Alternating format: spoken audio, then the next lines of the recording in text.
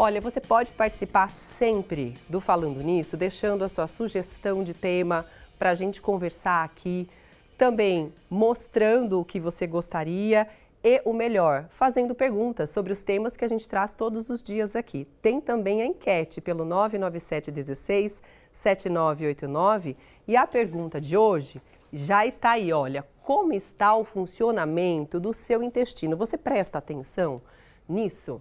Você acha que o funcionamento do seu intestino é #bom, #regular, fico alguns dias sem ir ao banheiro, ou #ruim, realmente às vezes preciso ir ao médico para poder ver o que está acontecendo?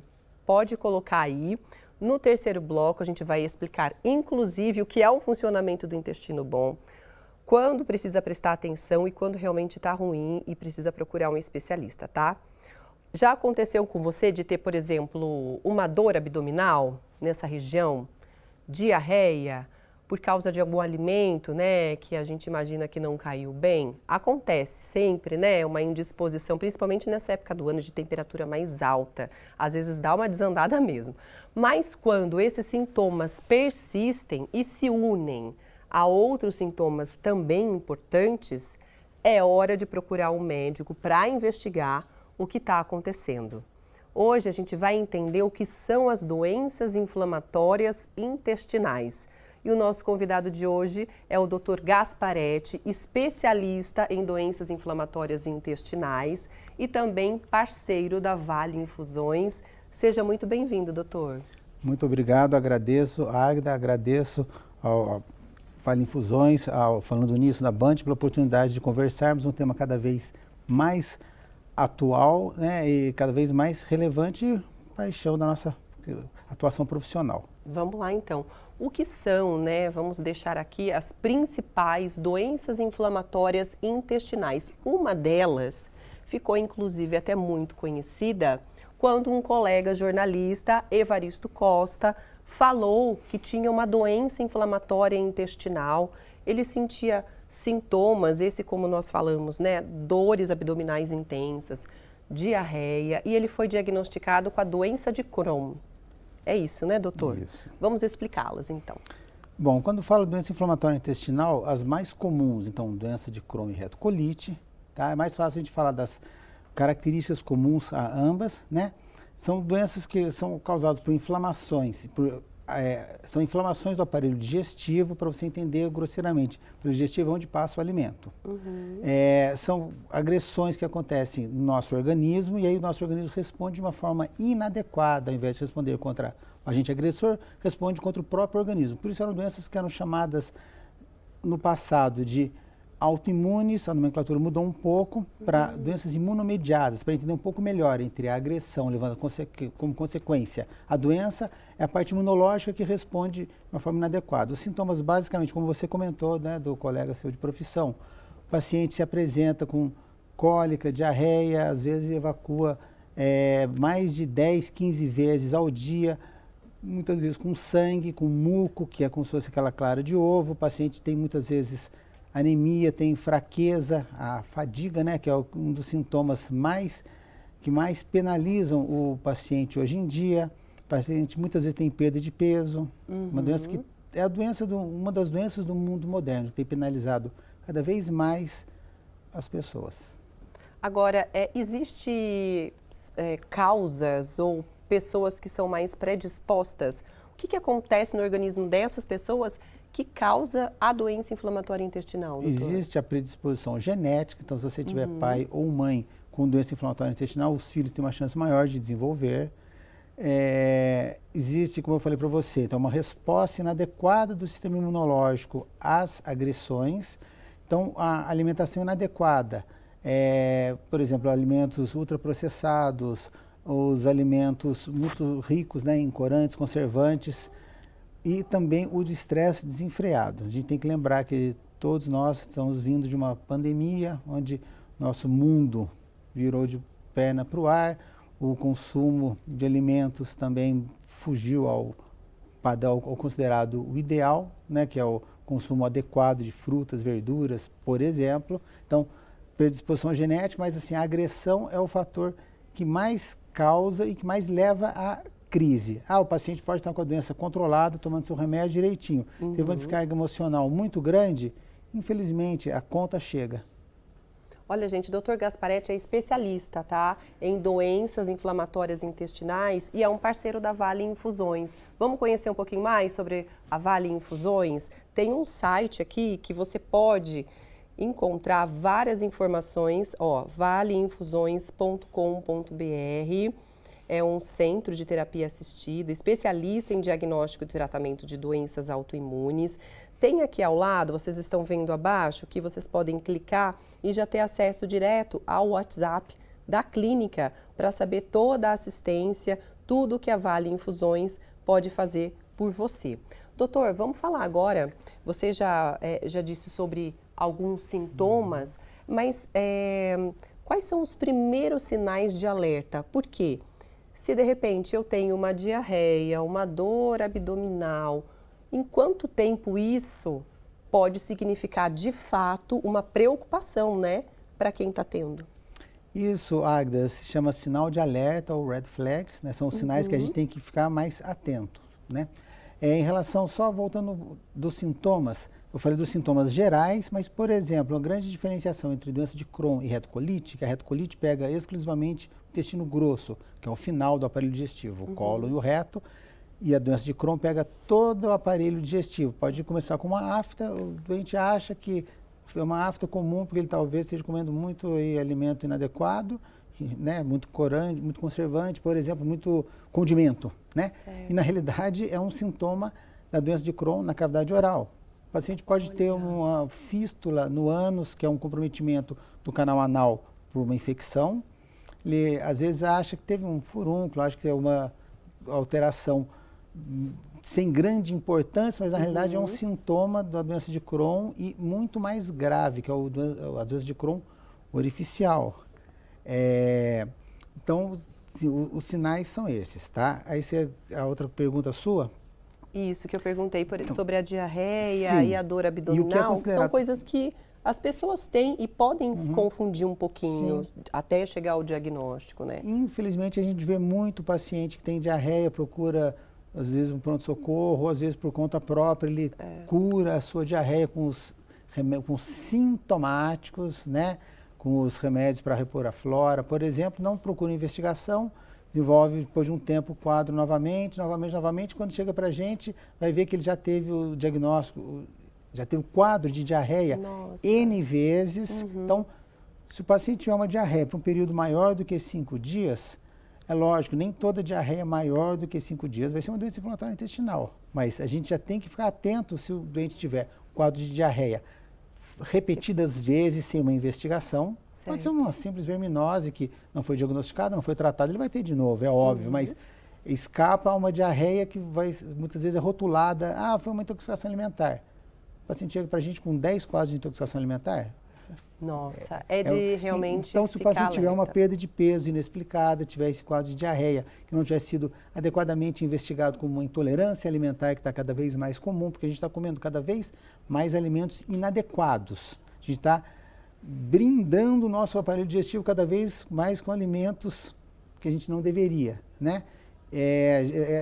Você já deve ter escutado essa. A gente deveria cada vez mais descascar e menos abrir embalagem. Exatamente, então, ter uma alimentação mais equilibrada. Exatamente, indo ao encontro de você me falar, mas o que ajudaria a prevenir? Entre outras coisas, a alimentação adequada. A gente tem que ter um consumo equilibrado de frutas, verduras, as fibras, proteína. A gente tem um limite, né, de proteína animal, por exemplo. Então, uma carne, de preferência uma carne magra, ao ponto, evitar o consumo exagerado de carne de porco. Ótimo. Então, no próximo bloco, a gente pode fazer uma listinha de alimentos que são importantes para a nossa saúde intestinal e o que a gente deve evitar. Você pode mandar também a sua pergunta, o seu comentário. Tem alguma dúvida sobre doença inflamatória intestinal? Pode mandar para o 99716-7989.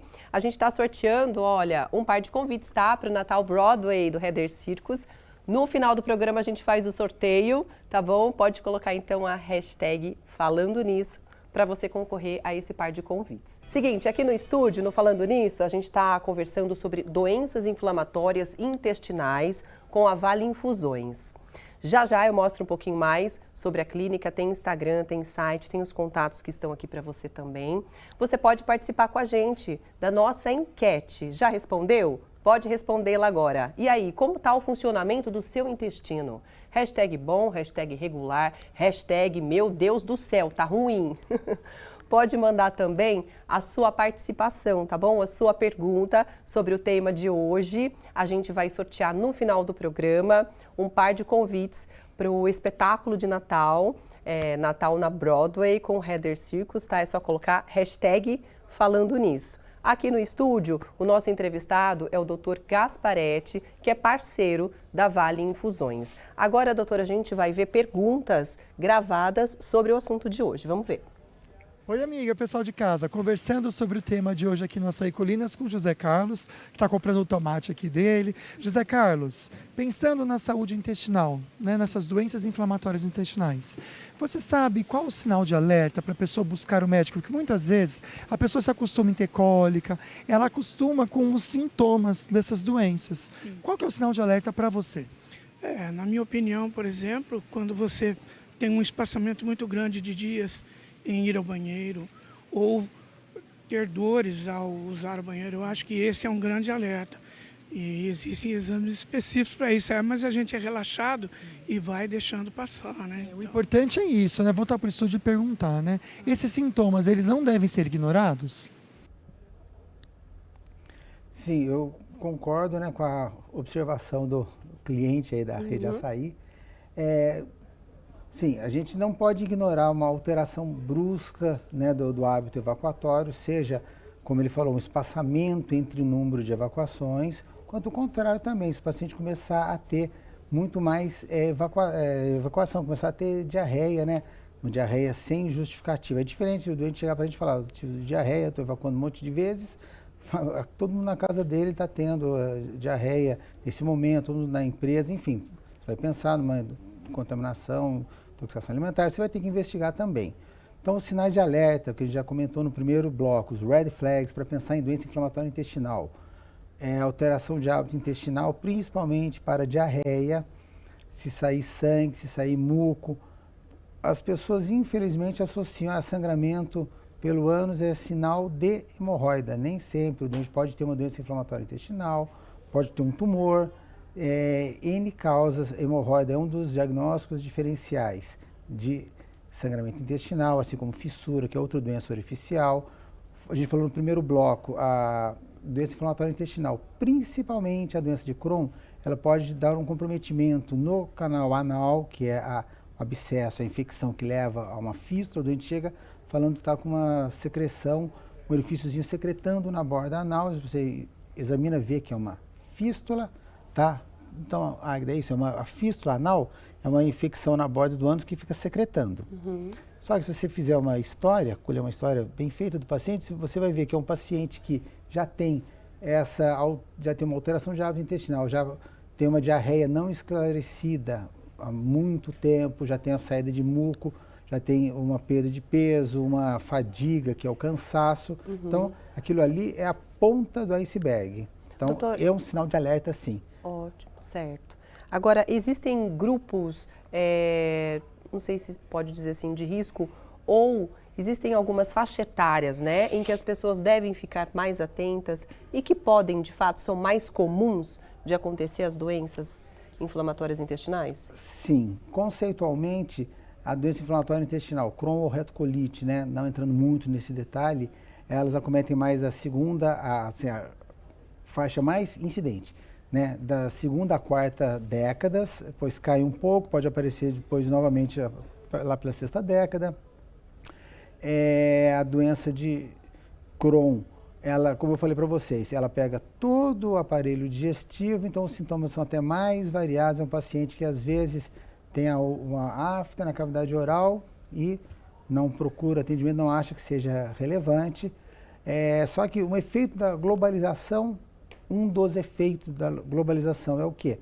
Hoje a gente encontra praticamente em toda a faixa etária a doença inflamatória intestinal.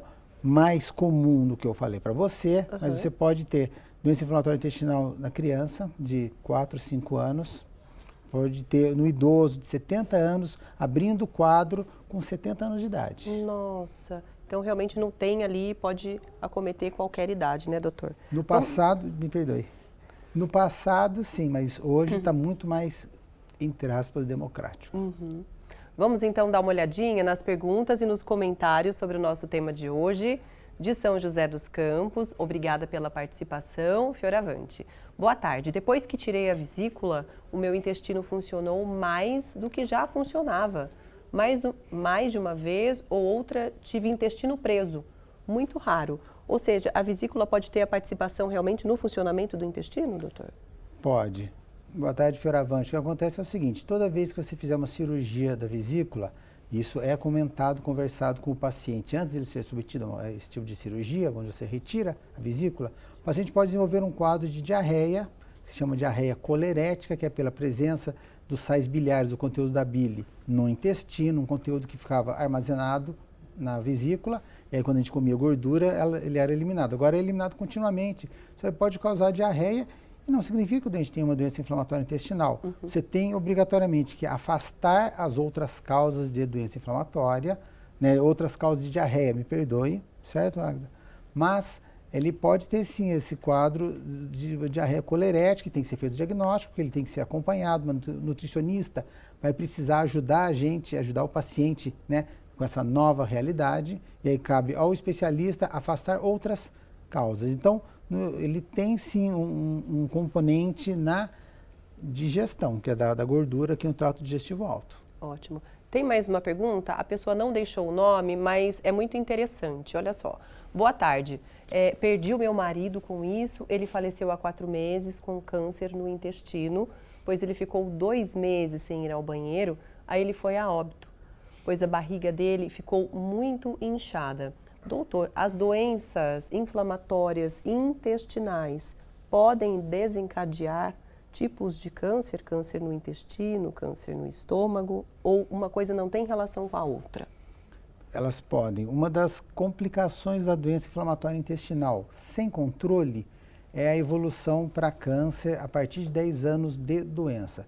Se o paciente perguntar, mas eu tenho doença inflamatória há mais do que isso, eu vou ter um câncer, não obrigatoriamente. Eu tenho paciente com 40 anos de doença inflamatória intestinal, nunca teve um câncer. Teve paciente com menos tempo, infelizmente, não teve a evolução esperada. Por quê? A evolução da doença inflamatória intestinal sem controle para eventualmente um câncer está diretamente relacionada ao número de inflamações, às crises, ao número de crises que o paciente desenvolve ao longo desse tempo, a facilidade ou não com que ele consegue sair dessa crise.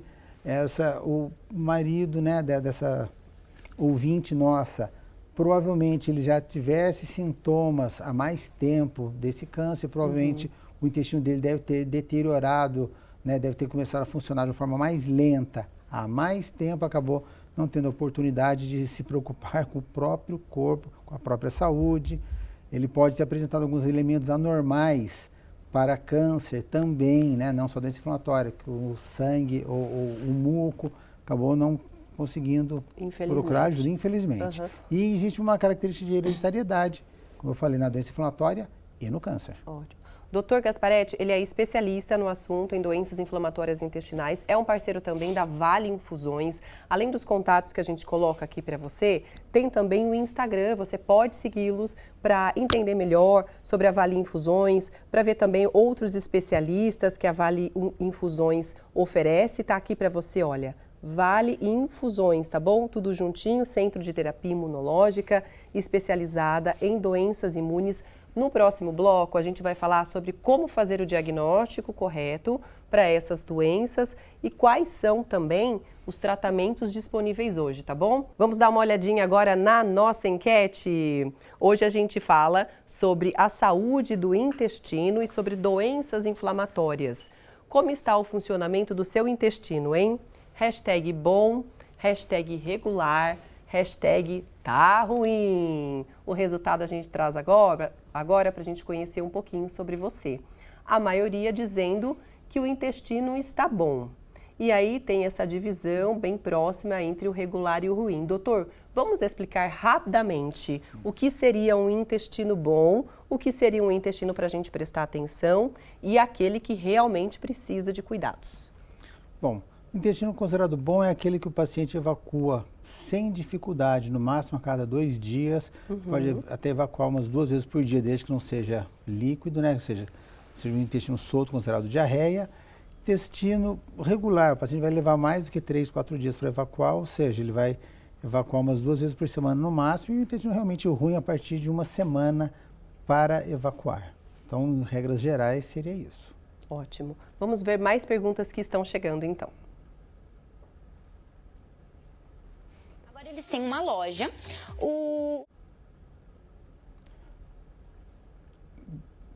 Daqui a pouquinho, então, a gente coloca a nossa participação gravada. Vamos, então, às perguntas que estão chegando, tá? Pelo nosso WhatsApp. Você também pode participar. Obrigada, viu, Rosa? Ela escreveu o seguinte: doutor, boa tarde. Ótimo assunto. Ótimo hoje. Os exames do meu pai deu pólipo no intestino e é perigoso. Pode virar câncer. Ele tem muito ressecamento. Às vezes fica 1 hora no banheiro. Obrigada, Rosa, pela participação. Boa tarde, Rosa, nosso ouvinte de Pinda. O pólipo é qualquer lesão que cresça no intestino, fazendo um volume para dentro, como se fosse uma verruga, né, chamada de pólipo. Em termos de intestino, os pólipos são pré-tumorais. São lesões que, se a gente não retirar, elas viram câncer em 99% das vezes. Lesões, na maioria das vezes, tratáveis por uma colonoscopia, né, que é um exame já bastante comum no nosso meio, no nosso dia a dia. Se não retirar, como eu falei, em 10 anos eles malignizam, existe uma associação muito grande como fator predisponente à formação de pólipos, a questão genética, o consumo de álcool, cigarro, o consumo de alimentos muito assim, pesados, como o excesso de proteína animal, o hábito intestinal inadequado, o paciente que evacua com muita dificuldade, o cocô mais duro, machuca a mucosa, isso aí predispõe à formação de pólipos. Então, existe relação, sim. Agora sim, a gente vai para as nossas participações gravadas e vamos falar sobre diagnóstico e também exames. Vamos lá. Oi, amiga, estou aqui no Açaí Colinas conversando sobre o assunto de hoje, junto à Vale Infusões, pensando nas doenças inflamatórias intestinais. São algumas, eu queria que você falasse para a gente, o Lázaro, se você imagina os exames importantes para ter um diagnóstico preciso.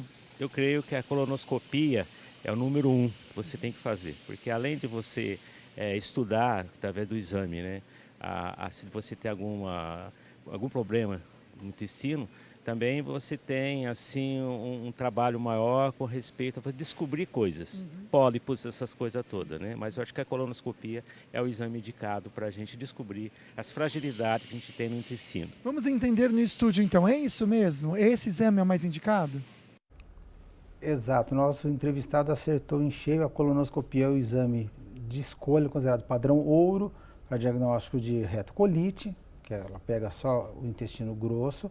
Porém, se eu estiver suspeitando de doença de Crohn, eu preciso fazer também uma endoscopia para ver parte alta, preciso fazer exames de imagem, como por exemplo, enterotomografia ou enterorressonância, para ver a parte que está no meio do caminho, que é o intestino delgado. Se o paciente chegar para mim com a história de estar ali com uma secreção na borda anal, eu tiver identificado uma fístula, às vezes eu preciso até fazer uma ressonância magnética, que é um exame para investigação. Tem os exames de sangue, exames de fezes, como por exemplo a calprotectina fecal, que avalia de uma forma indireta o grau de agressão que esse intestino está sofrendo. A calprotectina não é exclusiva de doença inflamatória intestinal, várias situações aumentam também esse valor, mas sim, o padrão ouro é a colonoscopia. Importante, então, fazer, né, doutor? Agora, fazendo o diagnóstico correto, fez a colonoscopia ou, de repente, os outros exames que o doutor disse, foi diagnosticada a doença, quais são os tratamentos disponíveis? E eu sei que tem muita coisa moderna hoje chegando, né, doutor? Sim. O tratamento é considerado multimodal ou multidisciplinar, precisa do especialista em doença inflamatória intestinal, precisa do nutricionista, porque, como eu falei, a alimentação inadequada é um dos fatores predisponentes à doença e à crise. Muitas vezes a descompensação do estresse, então eu preciso de psicólogo ou psiquiatra ajudando a modular essa resposta do organismo do paciente ao estresse. A doença inflamatória, ela compromete outros órgãos além do intestino, como por exemplo articulação, pele, vista, precisa de outros especialistas.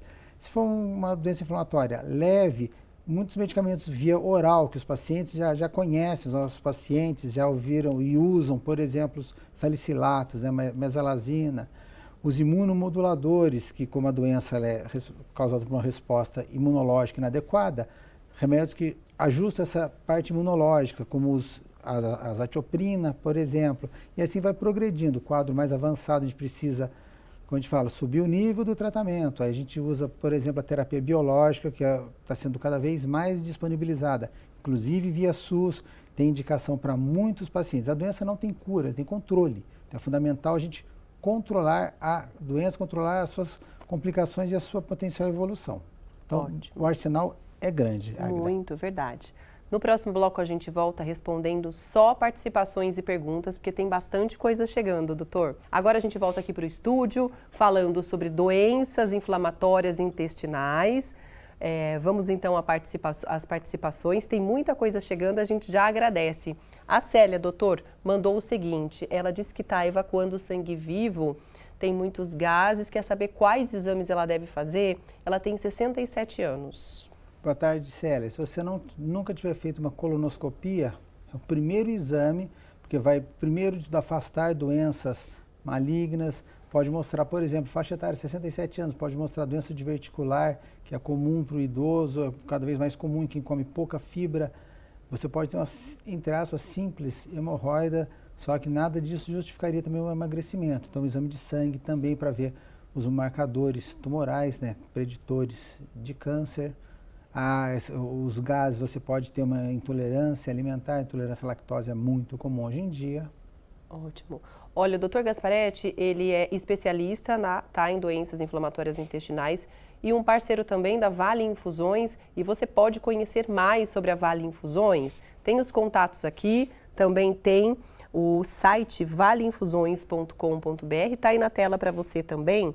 Tem toda uma gama de profissionais que você pode entrar em contato, tem os endereços também aqui e um canal direto com o WhatsApp, tá bom? Para que você conheça mais sobre a Vale Infusões. Continuando o nosso bate-papo aqui, na tela agora, a pergunta da Sidneia. Ela tem doença no intestino, estômago, tem muita azia, queimação. Tem algum remédio que possa amenizar, doutor? Sim, Sidneia. Primeiro de tudo, se você tiver a infecção do estômago pelo H. pylori, confirmada por exame de sangue ou por biópsia, né, pela endoscopia, tratar o H. pylori tem antibiótico específico. A queimação pode ser por uma gastrite associada a esse H. pylori e isso aí pode não ter nada a ver com a parte intestinal, você pode ter duas doenças.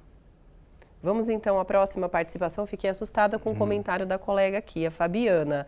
Ela quer saber o que pode ser uma diarreia há mais de 9 anos. É isso mesmo, Fabiana? Fabiana, essa diarreia, primeiro de tudo a gente tem que investigar exame padrão ouro.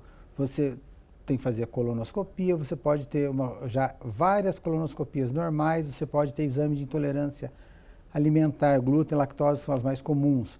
Normais, você pode ter uma síndrome que se chama síndrome do intestino irritável, que é uma doença onde o paciente tem cólica, diarreia, o intestino às vezes prende, às vezes solta. Isso aí é causado por estresse, está cada vez mais comum. E só que é obrigatório um diagnóstico de exclusão, tem que excluir as outras doenças. Então você pode ter todos os exames normais e se a gente não controlar a sua alimentação, se você não controlar o estresse, você vai continuar em crise. Existe remédio para isso, mas controlar a alimentação e a cabecinha. É isso, tem que procurar um especialista. Na Vale Infusões você encontra, viu, um atendimento personalizado e que você pode tratar doenças assim. Tá aí o contato para você. A próxima participação, doutor, é da Fabi. E ela é até legal porque ela pede dicas para ajudar o intestino, porque sempre ela teve um intestino preguiçoso, né, desde criança. Sim. Para a gente evacuar, a gente precisa de um estímulo, o melhor estímulo que tem.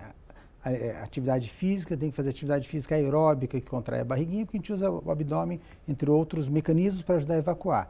tem que ter um consumo adequado de líquido, no mínimo os seus 3 litros, a média, 3 litros de água por dia. Tem que ter um consumo equilibrado de fibras, você tem que evitar um pouco as frutas que prendam, como maçã, banana e goiaba, tem que dar um pouco mais de preferência a mamão, abacate, chupar laranja e comer o bagaço. Muitas vezes, muitos pacientes que chegam para mim com o intestino preso, a gente faz toda uma investigação, felizmente não encontra doença, e já na primeira consulta identifica um grande erro alimentar. Então, e não é de hoje esse erro alimentar, desde criança não aprendeu a comer direito, infelizmente. É verdade, a alimentação, né, desde a infância acaba regrando uma vida toda mesmo, né, esse indivíduo. A próxima participação é da Marilene, ela colocou assim, hashtag bom, diz que o intestino dela é bom, né?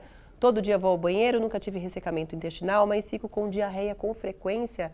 Ela acredita que é por causa dos alimentos e ela pergunta se pode ser também sobre o excesso de peso.